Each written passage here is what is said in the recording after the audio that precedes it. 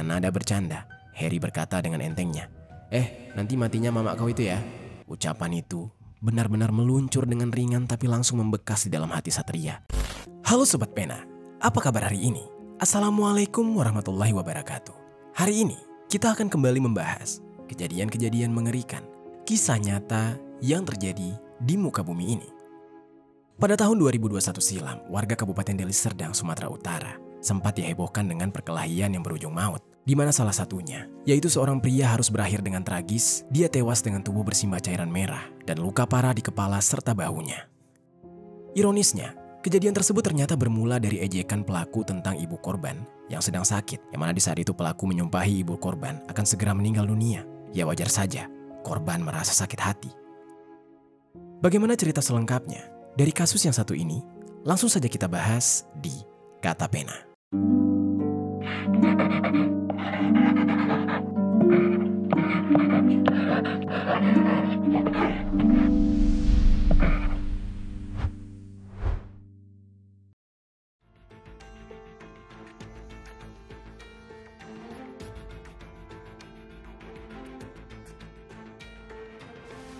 Sebelum kita mulai ke ceritanya, jangan lupa untuk subscribe channel ini dan bagikan cerita ini ke teman-teman kalian. Cerita ini dibuat berdasarkan berita yang sudah beredar dan diterbitkan oleh beberapa media publik yang aku sajikan dan aku rangkum dalam bentuk alur cerita. Kita mulai ceritanya.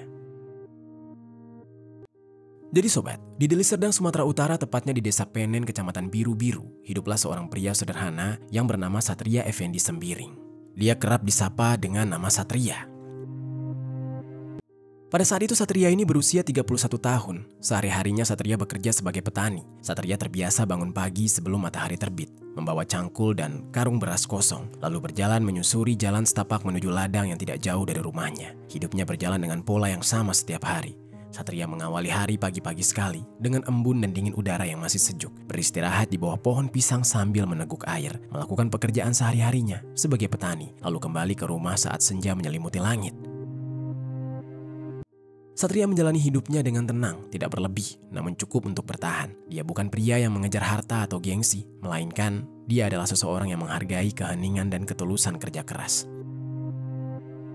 Di mata lingkungannya, Satria dikenal sebagai sosok yang pendiam, sopan, dan tidak terlibat masalah. Dia lebih sering menunduk saat berpapasan dengan orang dan menyapa dengan senyum kecil tanpa banyak kata.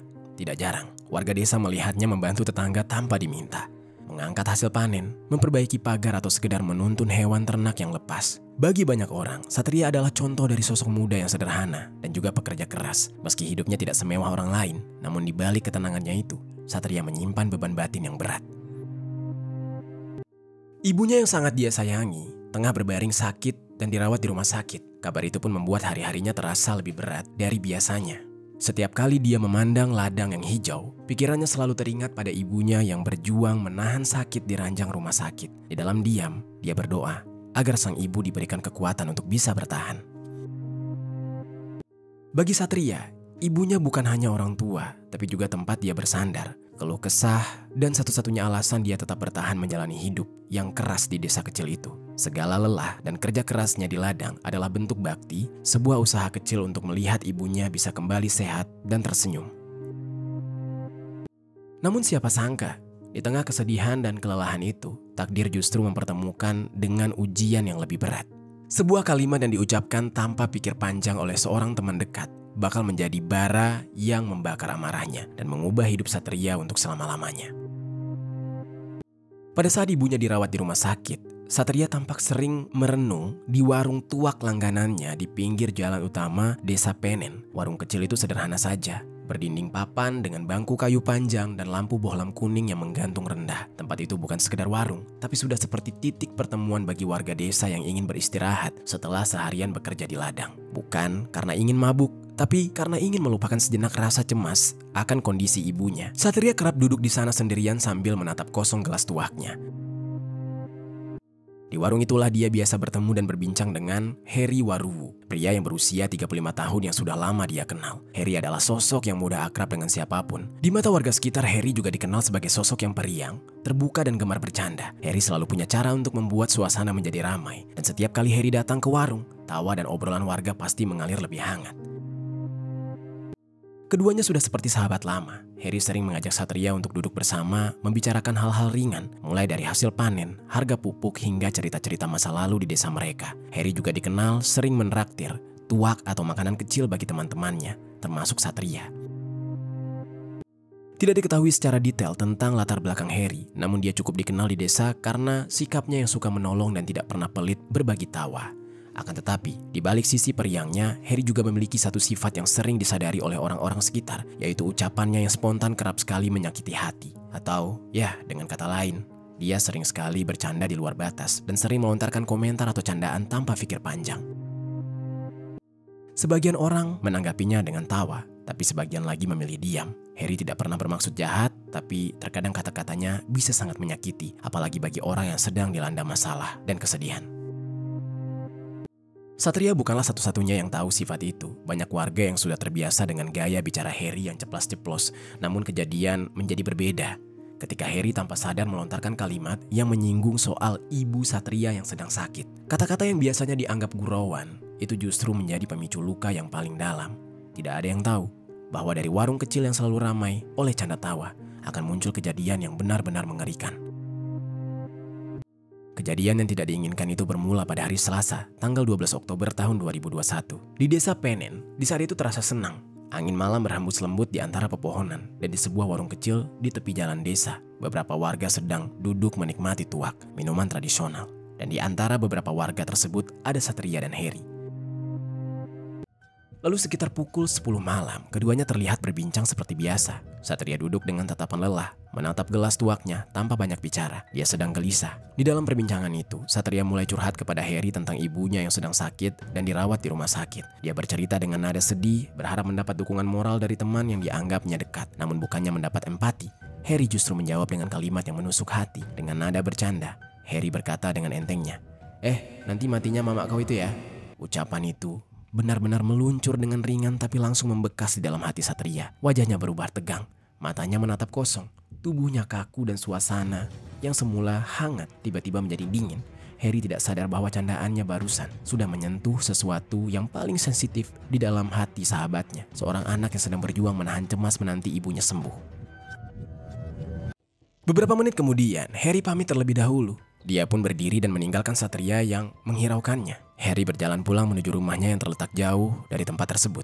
Sementara Satria tetap duduk di dalam diam, tenggelam dalam pikiran yang hancur, bercampur amarah dan sakit hati. Di kepala Satria, ucapan dari Harry terus terngiang. Hatinya bergejolak hingga akhirnya dia pun memilih untuk pulang. Namun langkah kaki Satria terdengar berat malam itu. Dengan dada yang masih sesak dan pikiran yang dikuasai amarah, bukannya menuju rumah, dia malah menuju rumah Harry. Di tengah perjalanannya, Satria merasa bahwa malam di desa tersebut begitu sunyi. Hanya terdengar suara jangkrik dan desir angin di antara pepohonan. Satria pun berjalan cepat menembus gelap, menyusuri jalan tanah yang tidak jauh dari warung tuak tempatnya dan Harry tadi duduk. Lalu sesampainya di halaman rumah Harry, Satria pun mengetuk rumah Harry dan memanggil-manggil Harry dengan nada tinggi. Harry yang baru saja tiba di rumah terkejut saat mendengar Satria mengetuk pintu dan memanggil-manggil namanya.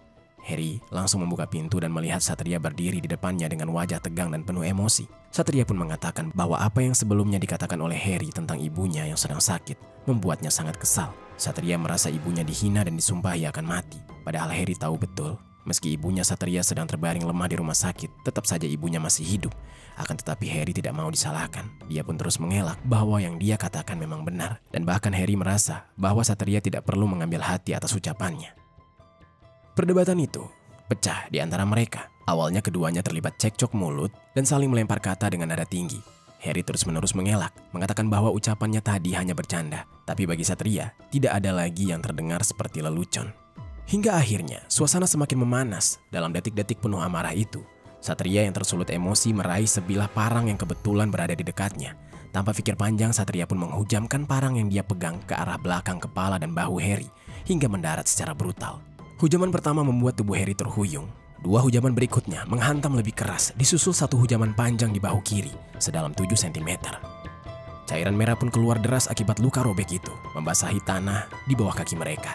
Harry pun tersungkur, berusaha bertahan namun tubuhnya perlahan kehilangan kekuatan. Dalam hitungan detik, sahabat yang dulu sering tertawa bersama itu, kini terkapar tidak bernyawa, bersimbah cairan merah di tanah dingin malam itu. Warga sekitar yang mendengar keributan segera berlari keluar rumah. Mereka mendapati Harry yang sudah tidak bergerak. Sementara Satria berdiri terpaku dengan parang berlumuran cairan merah di tangannya. Napas tersengal, tatapannya kosong seolah tidak percaya dengan apa yang baru saja dia lakukan. Beberapa warga yang menyaksikan kejadian itu sontak menjadi panik. Sebagian berlari melaporkan ke pihak yang berwenang, sementara yang lain mencoba untuk mengevakuasi jasad Harry Waruwu yang sudah terkapar tidak bernyawa. Di dalam hitungan menit, suasana di desa tersebut berubah mencekam. Suasana tangis dan teriakan, serta langkah kaki warga berpadu dalam malam yang sebelumnya begitu tenang. Tidak lama kemudian petugas bersama polisi dan perangkat desa tiba di lokasi kejadian. Mereka segera melakukan olah TKP, menandai setiap jejak cairan merah dan barang bukti yang ditemukan di sekitar lokasi. Akhirnya, parang yang digunakan untuk menghabisi nyawa korban berhasil diamankan dan salah satunya masih berlumuran cairan merah. Sementara itu Satria diamankan tanpa perlawanan. Dia tampak lemah dan pasrah dengan pandangan kosong yang sulit terbaca. Warga yang mengenalnya sebagai pria pendiam dan bekerja keras tidak kuasa menahan keheranan. Sulit dipercaya bahwa Satria, petani sederhana yang dikenal baik hati, kini harus digelandang ke kantor polisi. Di sisi lain, jasad Harry dibawa ke puskesmas si biru-biru untuk dilakukan pemeriksaan medis. Namun pihak keluarga menolak dilakukan visum lanjutan. Kemudian dari hasil pemeriksaan luar diketahui bahwa Harry mengalami 3 luka parah. Yang pertama di bagian belakang kepala dan 1 luka dalam di bahu kiri, sedalam sekitar 7 cm. Kabar itu membuat pihak keluarga Harry terpukul. Tangisan pecah di halaman puskesmas dan suasana berubah pilu. Tidak ada kata yang mampu menggambarkan duka yang mendalam yang dirasakan oleh keluarga malam itu. Setelah proses pemeriksaan selesai, jasad Harry dipulangkan ke rumah duka, disambut pelukan dan tangis keluarga serta warga yang berduka. Beberapa jam kemudian, Satria diperiksa secara intensif oleh pihak kepolisian. Di hadapan pihak kepolisian, dia pun mengakui perbuatannya dan menjelaskan bahwa tindakannya didorong oleh kemarahan serta sakit hati yang memuncak setelah mendengar ucapan yang menghina ibunya yang sedang sakit. Meski penyesalan datang kemudian, perbuatannya sudah menelan 1 nyawa, yang mana itu adalah teman dekatnya sendiri. Satria pun harus mempertanggungjawabkan perbuatannya di hadapan hukum. Dia dijerat dengan pasal 338 KUHP tentang tindak pidana penghilangan nyawa dan ancaman hukuman maksimal 15 tahun penjara. Sementara itu, keadaan sang ibu masih sama. Dia masih berjuang atas sakitnya dan terbaring lemah di rumah sakit. Namun ada hal yang berbeda. Kini anaknya Satria tidak lagi bisa menemani ibunya karena Satria harus menjalani hukuman atas perbuatannya.